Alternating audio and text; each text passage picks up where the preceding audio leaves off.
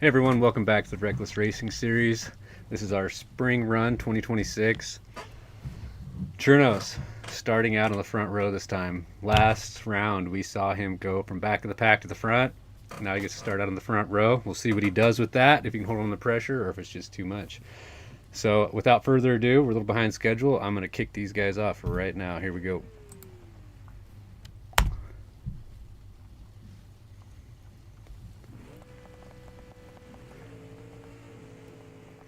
See who gets the whole shot. Split lane racing here, so much fun. You got to really trust that inside car that he's not going to come up over the rail.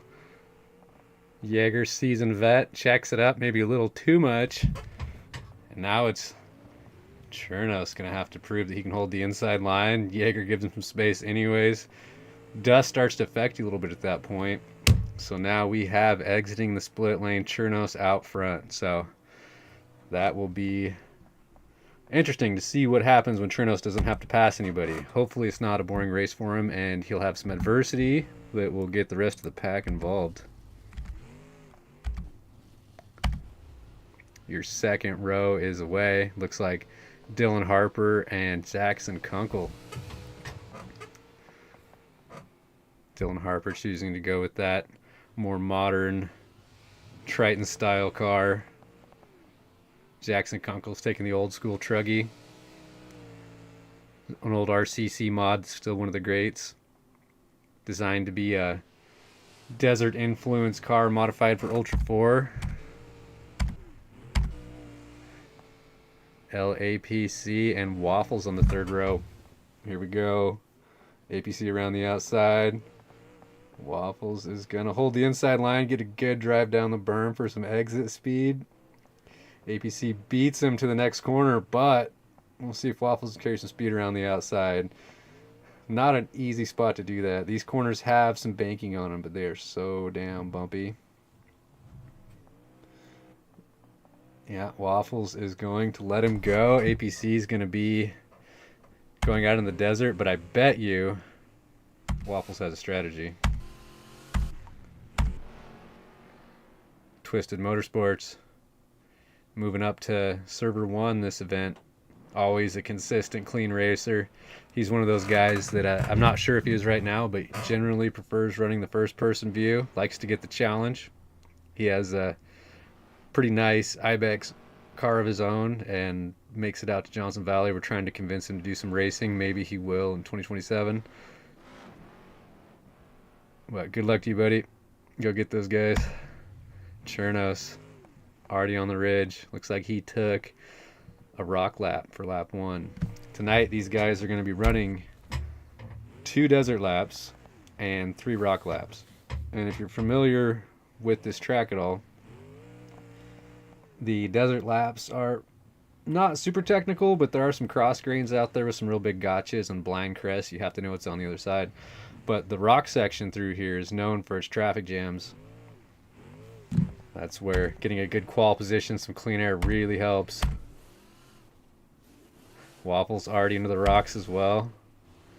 So it looks like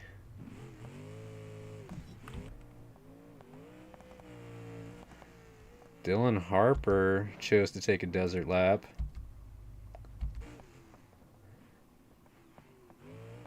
APC took the desert.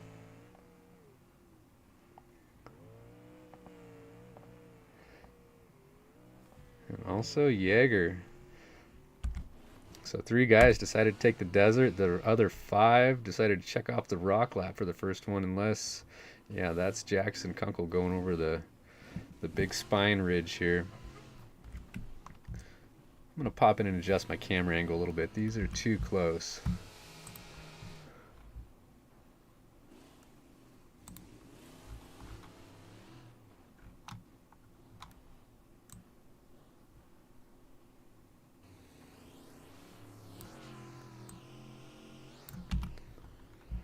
Jackson Kunkel coming down through the water section.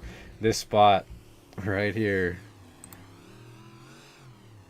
sometimes can really be a holdup, especially if it's your first time on this track. But This is server one. It's nobody's first time. They know the lines, but you can see right there, one of our fast guys, Jackson Kunkel, coming to a complete stop. Yet again, that tells you how difficult this rock section is.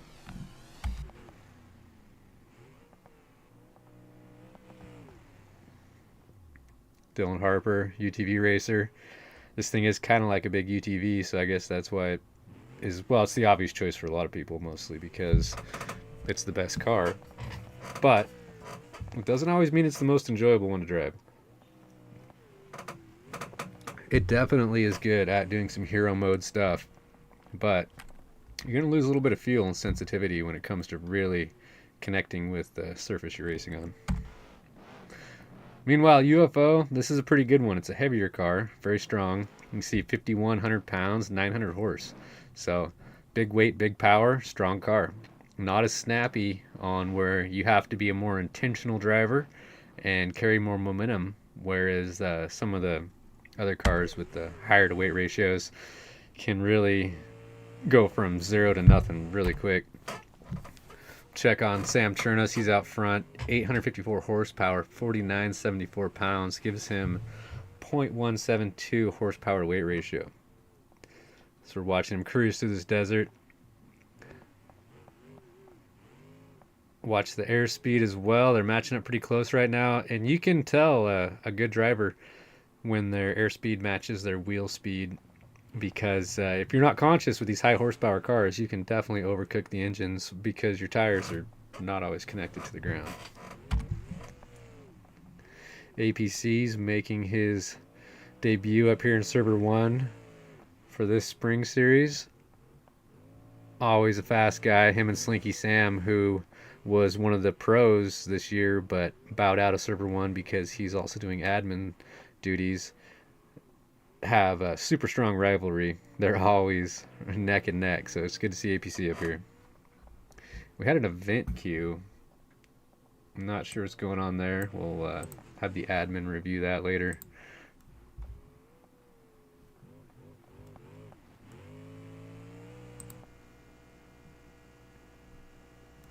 I'm going to queue the event right there. For those that you don't know, in BeamNG multiplayer, when you queue an event, it will freeze you for a minute. So what a lot of people do is they turn auto queues off. That way when you're racing or in a multiplayer environment, your car is not freezing up like that all the time. But the downside is if you don't queue a car in, it could show up as an orange ball, and if you make contact with them, it could go badly. There's Blue. He was on standby tonight, worked his way up into server 1. Only solid axle car. Really good to see a solid axle car in server 1 right now. They really shine in the rocks. The desert's not their strong suit, but I think for an overall pick for this particular spring series, that's a solid choice. Our reigning champion Michael Farley also chose that same vehicle. Go on board with Jaeger. He was Mr. Consistent last race, starting out front and staying out front for a good majority of the race. Meanwhile, Waffles got back around him. If you remember on the start, Waffles let Jaeger go. Well, I'm not saying by choice, but he let him go, and it looks like Waffles took a rock lap and Jaeger took the desert, and on physical, Waffles made up the spot on him. So corrected time is different because the rock laps and the desert laps are different. 2 desert, 3 rock. So right now Waffles took physical lead on Jaeger, but they are on different laps. Check on Jackson. Looks like he has that same A-pillar damage as Waffles did. We'll fix that just because, you know, why not? Unless they took a rollover already, which I highly doubt. Looks like that car is working really well.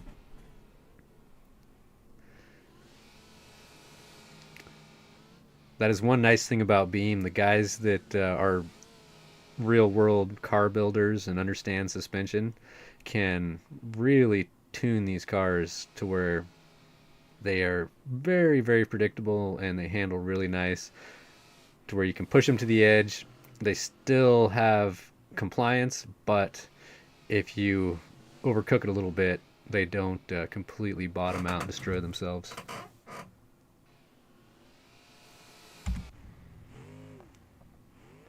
Dylan Harper hot brought motocrossing up through there. That's one way to do it. I mean, if you're not touching the ground, you're technically saving tires. And since it fat to flat over that crest, Dylan is on a tear right now trying to make up some time. As you can see why, there's some dust up in front of him in the distance right there, and nothing motivates an off-road racer like a little bit of dust. It's basically blood in the water to a shark.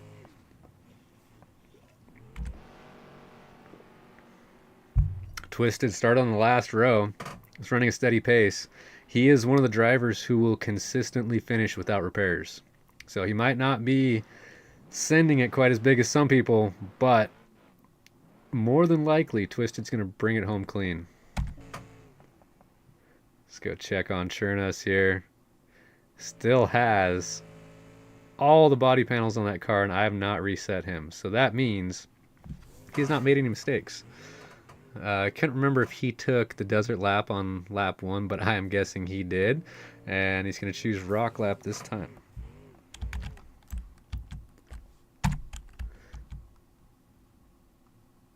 Wow. Oh no. What's going on here? That's blue. So Chournos, physical lead right now. Here's the new rock section where we may have had a little bit of rain and like Sam was saying, expose some new rocks, wearing things down to the bedrock a little bit.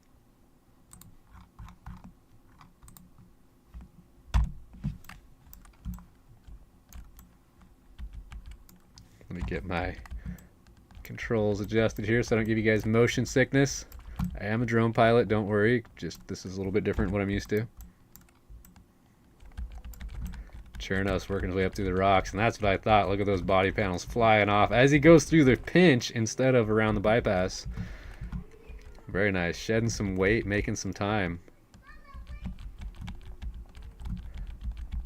So we had a little bit of a course cutting issue through here in the past, and thankfully that rain not only washed away some new rocks, it also stimulated the growth of a lot of this brush that you'll see happen out in the desert. They call them super blooms, but no flowers yet. Chournos is going to pop up onto the ridge here. Let's go back to the camera. I'm just going to fix that because I don't want to look at it. But we know Chournos has completed a rock lap and a desert lap because there's no way he has done 2 rock laps. So 1 rock, 1 desert. Still holding on to physical lead. It's hard to tell, really, when you have the multi-lap options like this, where people are exactly on course. But if that right there is Mr. Jaeger, we'd be looking at physical second. And that is not. That is Jackson Kunkel, who must have made up some time. Let's pop over, cycle our leaderboard. So, ooh, yep. Jackson Kunkel made up some time.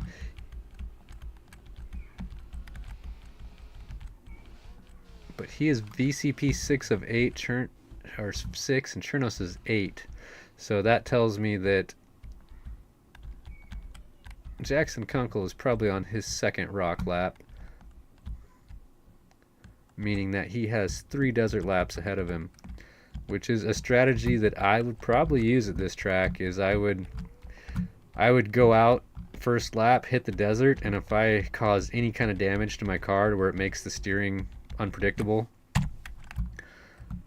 I would then start hitting the rock laps, because you know you're gonna mess up your steering in here. You can see how hard you have to push to even be slightly competitive. And I would get, once my car is damaged, get these rock laps out of the way. Ooh, a little step out from Chournos right there. I wonder if maybe he has a flat left rear. That would be unfortunate, because this high-speed desert stuff out here is very consequential if your car isn't driving right. Oh, blue's on his side. But like I was saying, I would, if I had a damaged car, I would get those rock laps out of the way, take a pit repair, and then know that I'm going to have a consistent desert section to finish it out. Let's go check on eIAPC. Oh no, eIAPC, what's going on, buddy? It's a really high speed section through there, and it does get a little bit loose.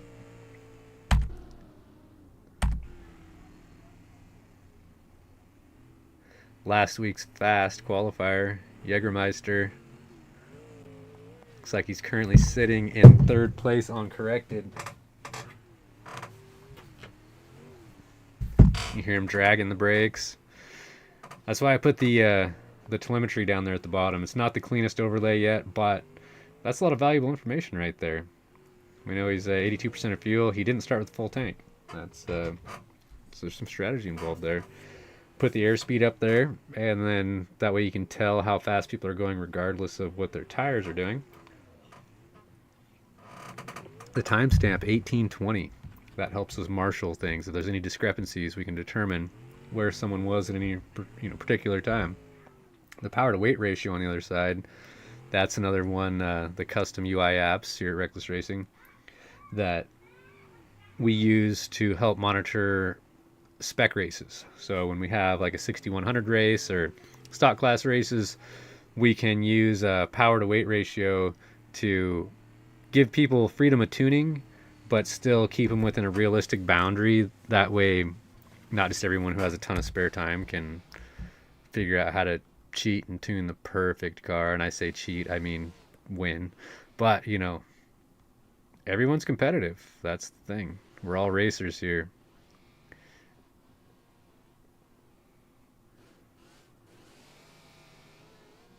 Waffles floating smoothly through the desert. This car's still looking pretty clean, so I'm guessing that he only has 1 rock lap under his belt. This would be his first desert lap.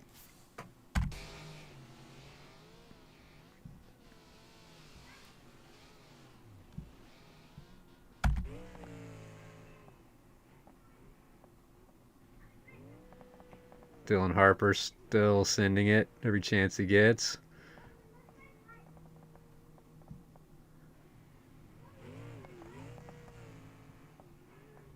He's definitely on a tear right now. He's currently sitting in 6th place. But like I was saying, it's hard to tell with the corrected time, considering that these laps aren't in a linear form where you can choose when you do your 2 rock laps and your 3 desert in any fashion you'd like. Ooh, Dylan hanging it right out to the edge there, but keeps it on. Good downside. Very smooth.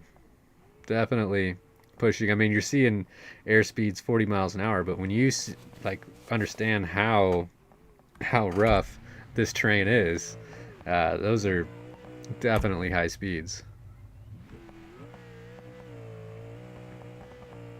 Not a lot of people race with the first person view because it's just so hard to know what's over the crest, and you can't see anything when your hood's in the air, so you're always riding the brakes to keep the front end down, and you just can't see. I mean, you can't drive what you can't see. That's why I think third person view is cheating personally, but we're not going to push that yet.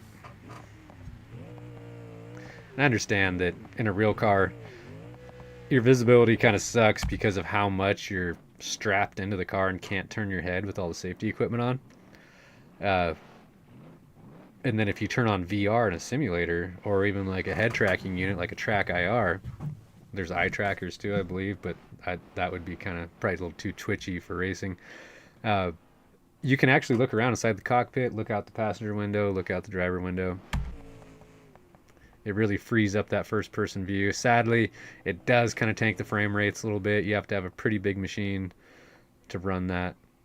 I would say the ultimate way of doing all of this esports stuff is VR, but at the moment, BeamNG is not the most optimized system for it because of how much data we have going on right now. We're talking 8 soft body physics race cars that have been created from scratch to look awesome and have all the detail. Then these custom built maps that have a lot of contour and detail to them that really tax the machines. So it's when you're building your PC, you're really actually building your race car. I don't know, Blue's got a floppy wheel. Let's see if his driving characteristics reflect that. Still cannot confirm, but let's fix his car anyways. Yep. Blue's taking it nice and smooth, going very fast on that downhill section. This track has a lot of downhill sections that will really catch you up if you're not ready for them, because like I was saying in the previous event, when you're going downhill on something steep at speed, Blue railing it on two wheels through there, going for redemption on this desert section.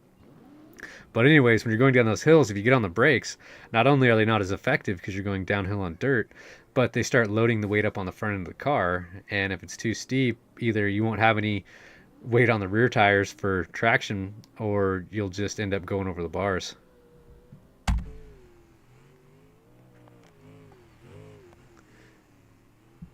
Jägermeister choosing to drive past remote pit. There's only one remote pit on this map, and that was it. It's about 3/4 of the way through the desert section.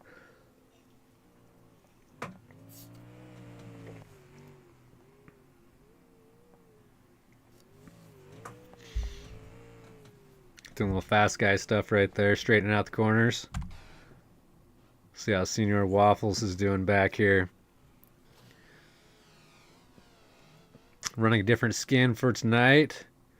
He was running the blue rigid theme last week, and now we are SpaceX.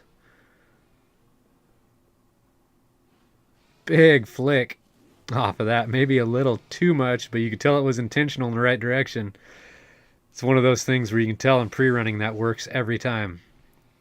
But in the race, it works 75% of the time, every time. Coming into this wash, big checkup. Really easy to overcook. He downsides it perfect, getting that exit right out of there, completely canceling out the drag from the water.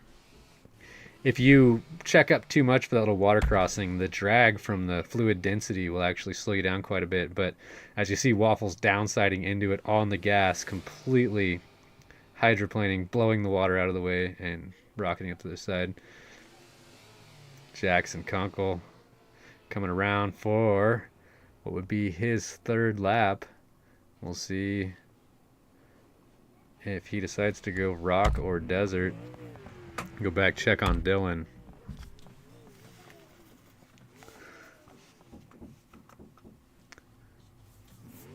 Car is still looking pretty good, considering.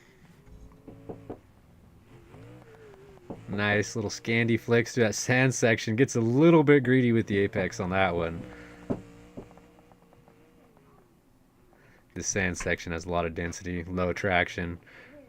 Really sucks the power out of the car. Big G out, back up onto the dirt to this little cross grain section. One of my favorite spots on the track right here. Couple little gotchas that real yeah, here's one right there. Boom. Yep. That's where running these, as I say, gotcha. Twisted sends it into the bottom.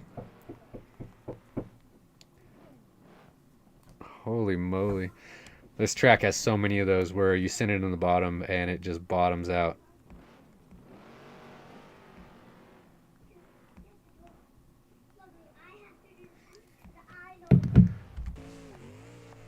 Let's go check on Chournos, see how he's doing up here. We'll turn some name tags on, fire up the helicopter, see what's going on in Chournos land as he branches off onto yet another desert lap. And who is checking out over here? APC.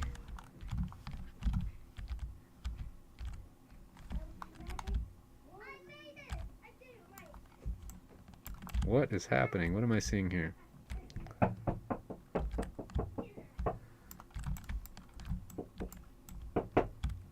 Oh, lap 2. Okay. Yeah, okay, that makes sense. There is a split section right there. I thought I wasn't seeing the rocks for 1 second there.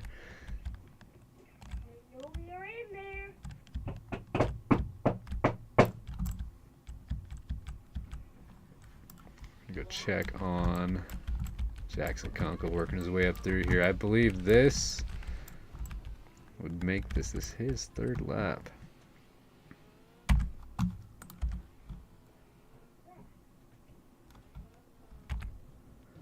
Oh no, blue. Our solid axle soldier holding it down up here in server 1 is on his side again. That is a challenging car to drive. You can tell just by looking at it how high the center of gravity is on it.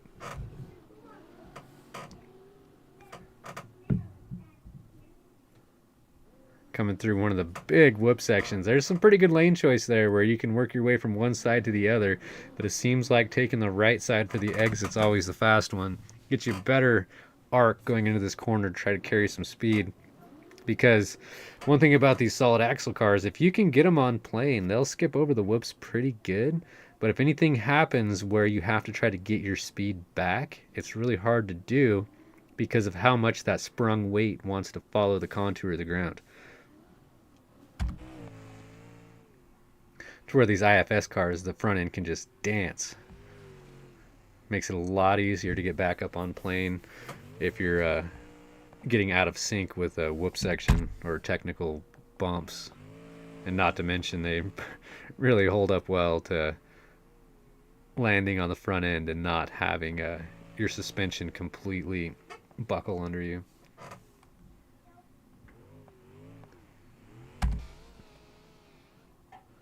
Senior Waffles using the berms, carrying the speed.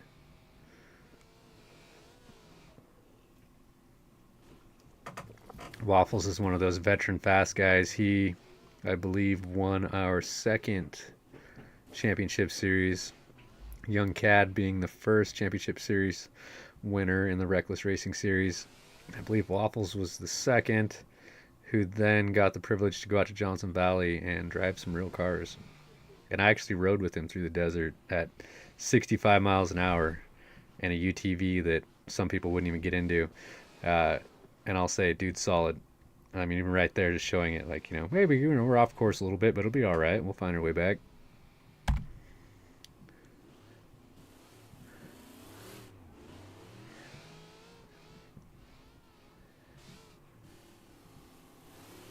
Man, look how that suspension, the left front on that car just soaked up that rock face when he hit it. Didn't even transfer any body roll.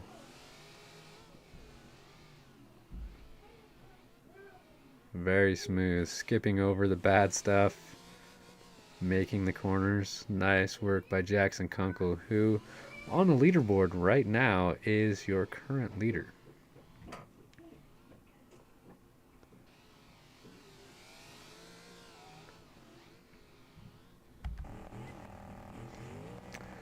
Dylan Harper working his way up through the rocks. Sounds like maybe he has a generator running. And if you ever need any kind of generators and you're in the South Carolina region, definitely reach out to Dylan Harper. Let's see if we can maybe fix his car and fix that audio. Unfortunately, no. Like I mentioned earlier, all these vehicles and this environment are modified versions of BeamNG. Every once in a while we run into a couple glitches that we can't quite explain. What you just experienced right there, they've been calling the woodpecker. Basically like a woodpecker beating on a transformer instead of the telephone pole. Chournos still has all four wheels on our screen. Most of his body panels. Pretty far down on corrected time, but I have a feeling we're seeing a little bit of leaderboard shenanigans right now, considering the layout of this track is really hard to calculate. But you can see he's in the green and his time is less than everybody else's, and he has more VCPs, so not sure how to interpret that right now, but I don't think, unless he's had to take a trail repair, which I don't think he has, Sam Chournos is probably your current physical leader. Let's turn some name tags on. I think actually Jackson did take physical lead, but Chournos is corrected. Nah, still 7th. Okay, interesting. What is going on here? So hard to track with these no name tags, and then plus trying to keep track of who is on what lap. Let's see who's on the ridge right here. If that's APC. Dylan Harper down on the rocks. Where is Jackson Kunkel? This should be him right over here. Is not. Twisted Motorsports. So either Jackson Kunkel checked out massively, because we have blue right there. Twisted Motorsports right back. Okay, there.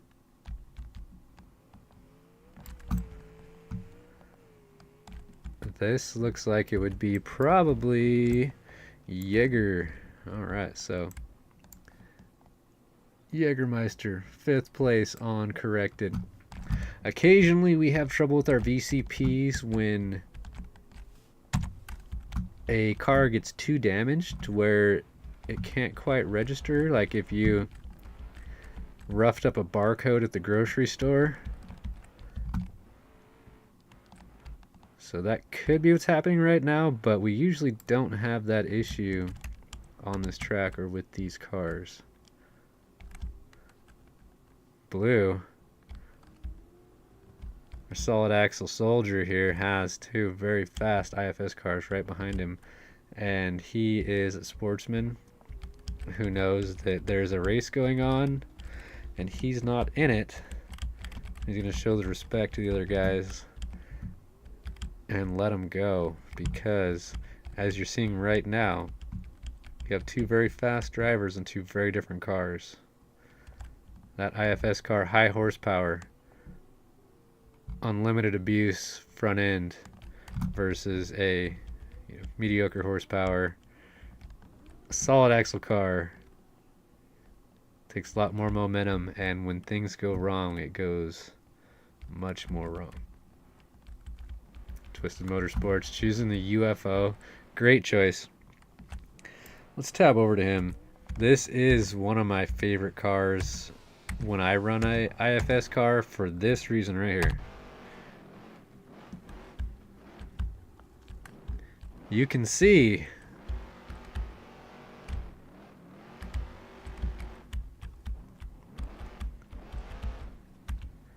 definitely one of the best views on off-road racing has to be from behind the wheel of a UFO.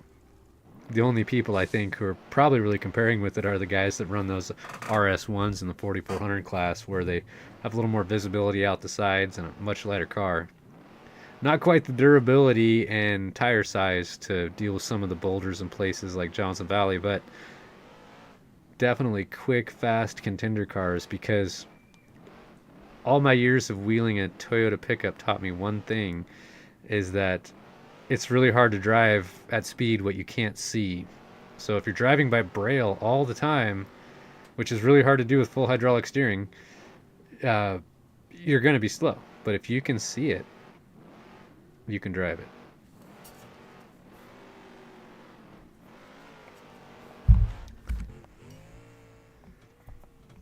Chournos. Sending it for the camera. We'll go ahead and fix his car because I have a hard time looking at flapping body panels that are right in the view of the driver.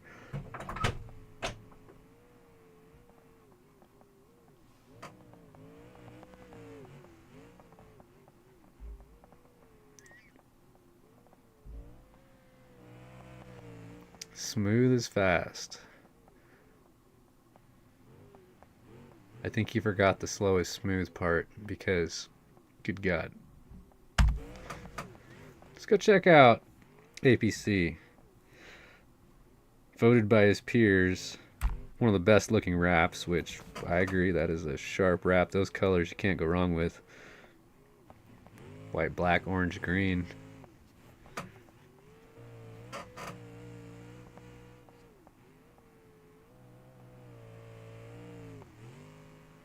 Also using that Triton styled car, very modern, very strong, very expensive.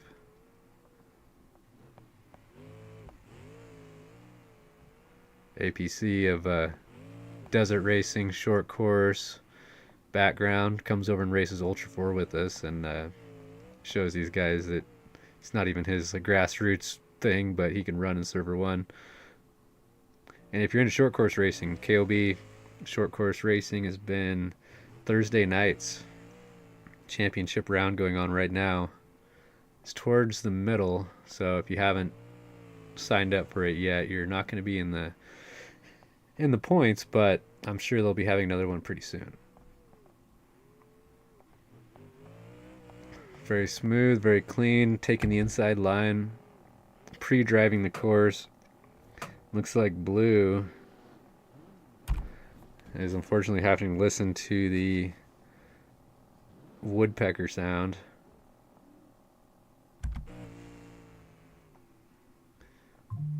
As Jaeger checks off another one.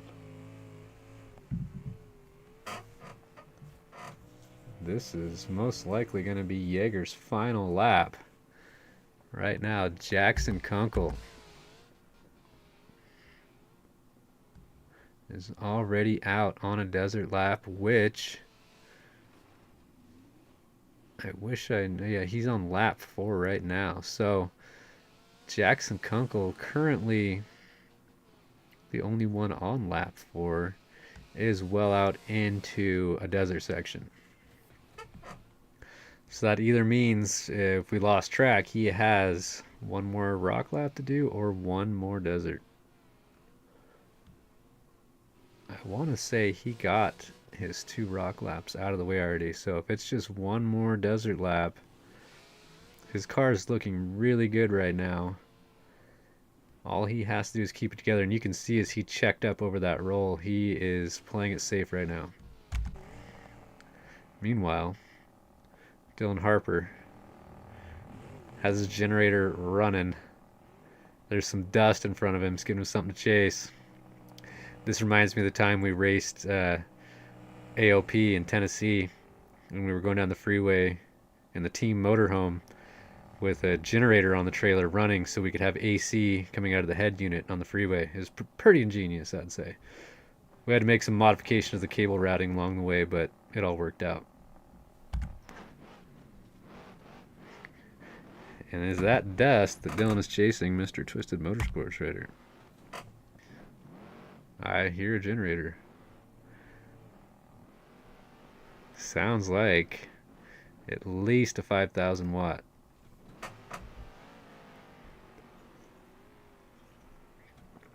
Straight piped.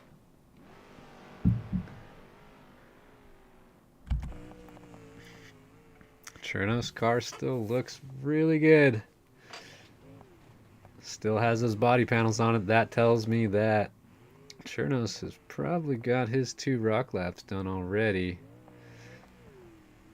And now he's sitting in for his desert ones right here. Big drop off into a G out. If you're not careful, you can fat to flat that. This whole side of the mountain has some pretty gnarly cross grains on it. But one of the things about being a race car driver, it is a lot like the memory game, where you have to remember where all those little cards are that will end your race for no reason if you're going just a little bit too fast. APC working his way into the rocks again. Let's pop out and follow him through this section. See how a desert racer, short course guy, works his way up through these. Nice and tactful. I hear a generator. I hear a generator running. So either APC has a generator or he's nearing Dillon Harper. Dillon goes through the pinch. We'll see if APC is going to go up around the bypass. I always go up around the bypass because I've never really pre-ran this. And that pinch can really tear you up if you don't know the way through it. And I'm guessing with the rainstorms we just had, it probably didn't get any easier. And APC is going to take the bypass. This is the route I usually go. It is not without sin. There is definitely a challenge getting up through here. It's just not quite as bad as that lower one. It is definitely, without a doubt, a longer route, but sometimes more guaranteed. So Dillon has already worked his way through there. We'll follow the generator sound. He is going across the ridge.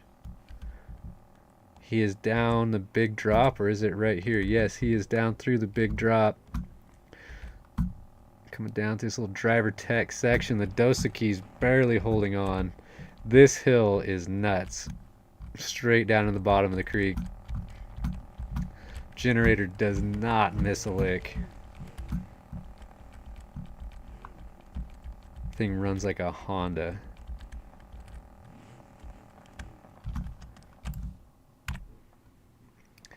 APC. Let's just go ahead and fix that. Blue's car is looking good other than that little steering flop, which, you know, solid axle life. Uh-oh, Blue. No! Blue. Come on, buddy. We gotta hold it down for the solid axle, guys. Jaeger consistently missing all of his body panels and reeling in his buddy Jackson Kunkel. Jägermeister, new first place on the leaderboard right now. Sorry, these times are so hard to follow and I'm unable to interpret them. I assure you there is some amazing racing going on right now. And I see Chournos way down there in 8th, so he must have had to push that trail repair button, unfortunately. Slap wheeling through the super technical cross grain in the dust is... Cross grains in the dust like this are so difficult because you're basically driving by memory, braille, and a game of telephone as to where you think those bad spots are. Waffles taking his time to intentionally bounce up through those rocks while he's putting a little pressure on APC. Waffles is a Ultra 4 background guy. Graham Motorsports 4800 class. His father runs with a really nice Jimmy's Bronco. See those guys out at King of the Hammers every year.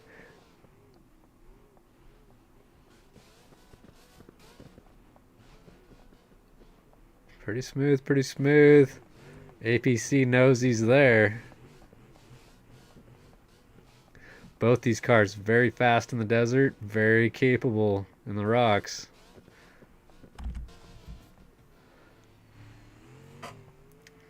Jackson and Jaeger still neck and neck. Definitely hats off to Jaeger for holding on to it in the dust like that. I'm just going to tab over and show you guys what this crap looks like. So, you know, there's a little wind out here. It's not bad.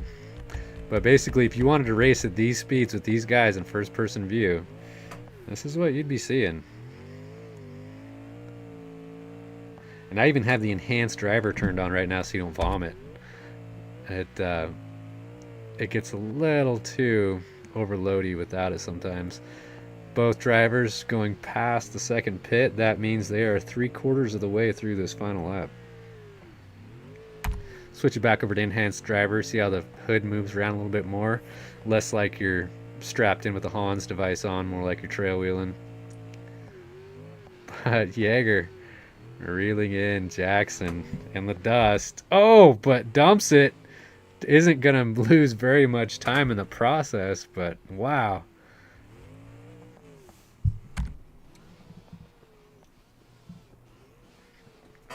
Waffles and APC still duking. Let's see what it would look like for Waffles if we were driving first-person view. This is enhanced driver. Scoot the FOV up to about where you got to be to drive it, and look at that. Flag flying, siren on, in the dust, bad bounces. No way, inside. Waffles gets it done, just bulkheading out, bigger than... Oh my gosh. Waffles, that's a very aggressive tear right now. Clears the whoop, motocrosses it through there. Very smooth. Nice pass by Waffles right there. Still no dust in front of Jackson Kunkel. That must mean Jaeger is still behind him. Stretching it out a little bit in this high-speed desert section. Not a whole lot of racetrack left before he goes down the hill to finish. There's that big old rock on the outside right there that you do not want to make eye contact with. He is checking out a little bit on Jaeger. Makes me wonder if maybe Jaeger's a little bit of damage. Hard to say. Dylan Harper. Sounds like, well, his audio broke altogether, but maybe turned the woodpecker off. Let's go check on Twisted Motorsports. Still running very smooth, very sustainable pace. He may be running first-person view. You can tell if you see the guys dragging their brakes over the blind crest consistently.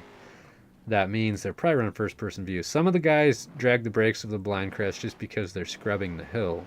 But then others are doing it because that's how they can get their eyes back on the track, so they can make sure they make the correct decision. This is where we saw Waffles bulkhead out and get off course. So Twisted Motorsports not that far behind them physically, but on corrected time, currently sitting in 6th place. Sam Chournos, don't think he's quite having the race he wants to right now. We'll find out when it's all over where he stands. APC, once again, missing all of his body panels. He must be on an absolute tear. Blue, still running good. I've seen him flip over a couple times. Still has all the body panels. Haven't reset him since his steering was broke last time. Working his way through this cross grain section here where you can completely lose a solid axle car in one of those, as he gets a good pop but lands right in another G out. That pop that he experienced is what is really hard to achieve, because a lot of times when something bad happens, it usually pops the rear end up, not the front. Jaeger on his hunt to run down Jackson Kunkel. Looks like he may have got it done. I'm seeing him as physical lead. Where? Oh, they're on different laps. Okay. Jackson and Jaeger are on different laps right now. Jaeger's working his way through the rocks. Jackson's going to scrub big over that bump. Let's go back over and check on Jaeger, see how he's working his way through these rock sections. So this will be interesting. First and second are on 2 different laps right now. And I can tell you this much, even though Jaeger is taking the bypass line around here, he is going to reconnect to the trail sooner than Jackson Kunkel will, which is going to put him in a physical lead with no dust heading towards the final stretch. This corner right here is always a tough one. It has definitely more rocks in it than it did before. Knowing the split lanes here, the fast guys always make the right choice. Looks like right side for this one. Oops, too fast. This rock work looks really good. Slinky Sam did a nice job placing this vegetation. Before, this was all kind of wide open and barren, which would encourage course cutting, which if you're familiar with reckless racing, you know that we don't like course cutting, and every once in a while sometimes a rock will grow inside of a bush. Watch Jaeger take the DriverTech drop. Just gonna send it. Bad bounce, keeps it together. Big rock instantly puts it in reverse through the off-camber wash and down the hill of death. This hill right here reminds me a lot of where I'm from in the Northwest. A lot of trails like this where the hill just dives off, except they're more windy and there's a lot more trees in it, but basically just a straight shot to the bottom because that's the only way off the hill.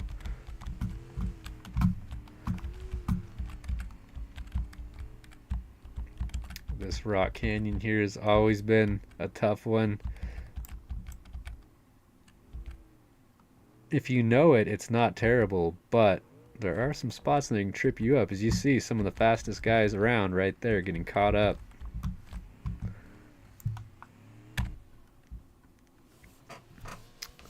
Jackson Kunkel falling back to 5th on the leaderboard, but like I was saying, Jaeger took the rock lap. He's going to reconnect with the course much faster, but on corrected time, they all have to take the same laps. So this is going to be one of those races where the Slinky Sam timing system is going to come in and really lay out whose strategies paid off. Dylan Harper on another rock lap. That means he will also be reconnecting very soon with the main course. Twisted Motorsports through the start finish line, out on his final lap.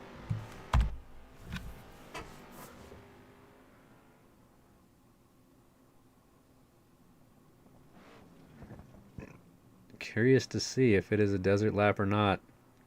Twisted is definitely of a rock crawler Ultra 4 background, so I have a feeling he would probably get his rock laps out of the way early just to be safe unless traffic dictated otherwise. We'll find out right here which lap he's on. I bet it's going to be a left.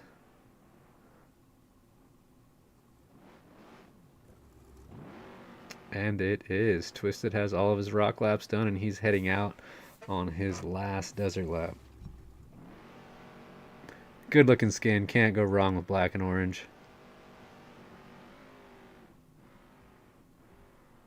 You can hear the throttle work as he's going over the whoops. I've seen on social media him driving a pretty big offshore boat, and as some of you know who are familiar with boats, when your prop is in the air, it has significantly less drag on it than when it does in the water, and those guys have to be really quick on getting off the throttle. That way they don't over rev their engines.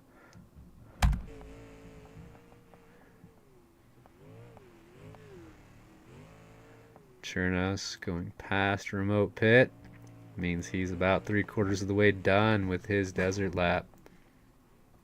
Still standing in 8th place. Either he missed a VC... Yeah, Chournos, 5 VCPs. Chournos is, for some reason, unfortunately missing VCPs, but that's where this clock I have on screen right here that says 1856. We can rectify some of these situations if they go south. This is a lot of custom content here. Doesn't always work like intended, but hey, we have something much more than nothing, which is what we had not that long ago.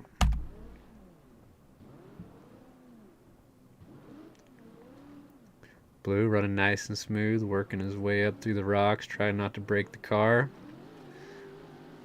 On a track like this, finishing with no repairs is going to be pretty important because it's such a fast track that the really fast people could get a pit repair and still be competitive. Especially if you have a really high horsepower car, where Blue knows that if he doesn't run a clean race here, it's going to be really hard to stay in the top 8.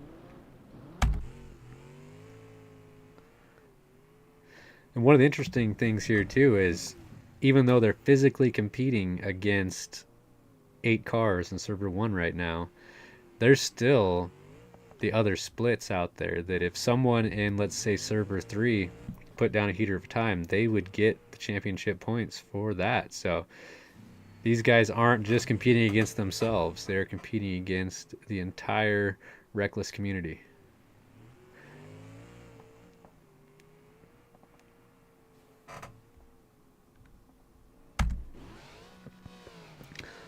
Waffles committing to skipping over that gap right there. That's the thing about these sections. You have to hit them fast and right. There's no like slow and wrong, or it's just you have to hit it fast and right or just slow and easy. And there's no slow and easy going to happen around here with these guys. So these guys are all hitting it fast and right. And if they don't, you'll know it. Look at this dust right here. So I'm guessing Jackson Kunkel and Jaeger are closing in on each other. Nope, that is Jackson Kunkel catching Dylan Harper. So one way or another, maybe Dylan had to pit and he knows that they are currently not fighting for the same position. So Dillon, being a sportsman guy he is, lets Jackson go get it. Twisted, running nice and smooth. You can just hear the throttle work, and you can tell by the speed as he's driving very efficiently, not ridiculously fast. There's a difference. Efficient with no mistakes, in my opinion, is true race pace. But I've never won any championships either. So. Chournos, meanwhile, appears to be done, but on the leaderboard not sitting too well. So we'll see what happened. As I suspected, it seemed like Chournos was checking out, but the leaderboard was kind of confusing on the physicals. 1,900 hours. Chournos is done. Blue. Still struggling to keep that Bronco on all fours. As is, I believe, Jaeger just finished as well. So, Jägermeister, first on paper, physical second. So, the marshals will be doing some math after this race to determine exactly where Sam Chournos finished. Luckily, when you're sim racing, there's a lot of data collected, and we'll be able to figure that out.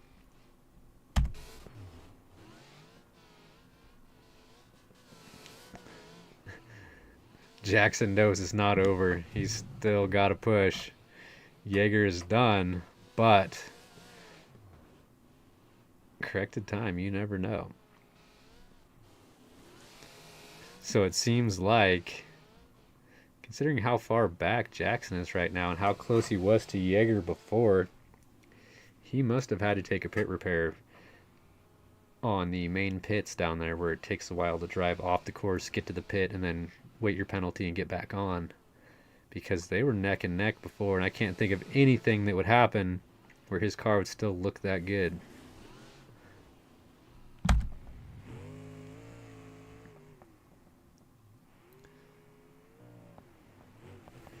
I'm gonna help out Dillon here, sponsor his wrap, get the car fixed back up.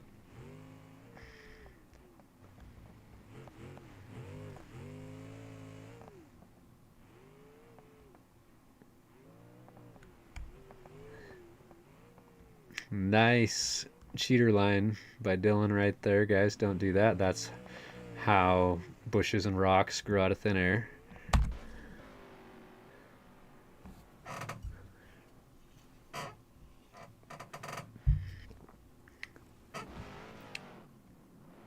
Twisted, sending it down the home stretch. Coming through these cross grains where oodalolly. Just skipping over the bad stuff. If you don't time your bounces right and you bounce into the bad stuff, it's worse than bouncing over it for sure. Oh, and Twisted's going to catch up to Blue. Blue's going to get out of the way. He knows he's not in the fight, but still, hats off to Blue, working his way up into server one with a solid axle car. Oh, Twisted off the trail, smokes a rock, snaps the steering on our screen. We don't know if that's the case. I am not going to fix it until I confirm. I believe Twisted Motorsports, unfortunately, just really inflicted some terminal damage on his car, but this is the home stretch, and there's no way he's going to push that reset button. It might not be as bad as what we're seeing, but he definitely sustained some damage on that hit. And who's coming down the hill? Dillon Harbour bringing it down. That downhill section is gnarly. Oh God, keep it in the gates. All right, nice job, Dillon. Good enough for third place on corrected time. Good fast run by Dillon. We saw him sending it the whole time. That was a good run. Twisted, unfortunately, even though he was running smooth the whole time, did catch a big rock on the outside of a corner. That's going to affect his overall time, but as long as he doesn't push that reset button, it won't be too drastic. Still a lot of course ahead of him, but most of it's behind. A little bit of dust to deal with. It's always good motivation to push harder.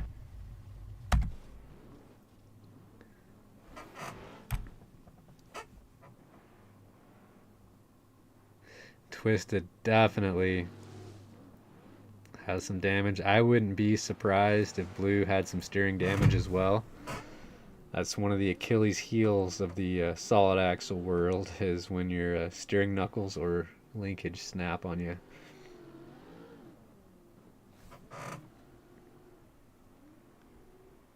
Carrying a lot of good momentum through that sand. Hits the G out on the exit. Keeping Twisted behind him.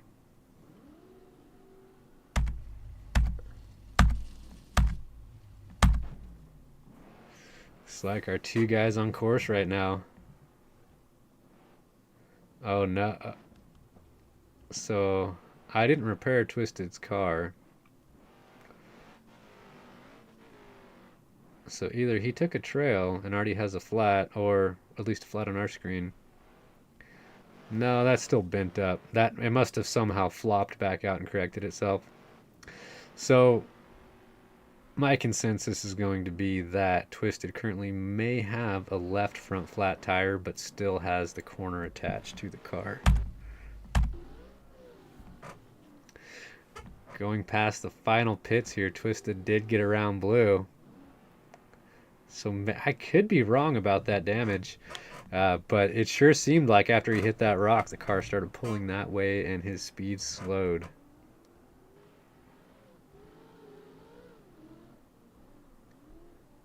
Still keeping each other in sight. It's always fun to have something to chase, especially at the end of the race. Oh, whoa! It looks like Twisted is frozen over there, probably because he had to take a trail repair, unfortunately. And Blue followed over that crest right into where he was parked. Both guys back on course. No, so Twisted did not take a trail repair. He was just simply unable to go forward, which can happen. And like the last race, we saw some drivers actually turning around and going backwards to drag a damaged front end in versus taking a trail repair.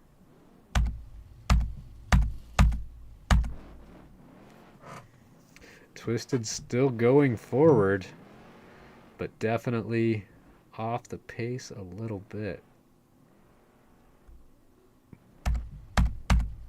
Oh no, I tapped past him. Blue takes another tumble. Tough place to be a solid axle car. As I'll find out here later on in the admin race, I'm going to run a solid axle car myself.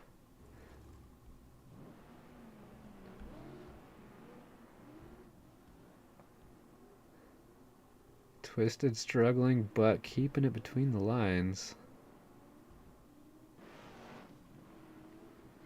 You can see how much it's pulling to the one side. Makes it really hard to make minor corrections. So you have to correct twice as hard one direction and an eighth of the amount the other way. Blue catches a bad bounce, stuffs it. It's going to recover it on our screen, broke all of his steering. But it didn't mean to print screen, meant to reset that car. Let's tab over to Twisted. Down the final hill.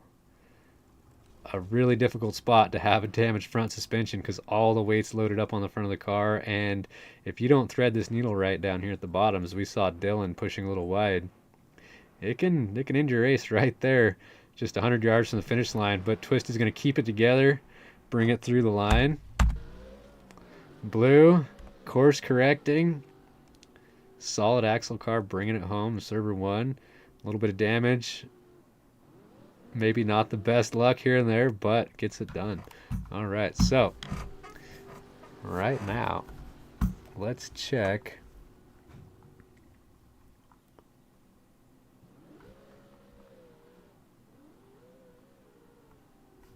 these times add up.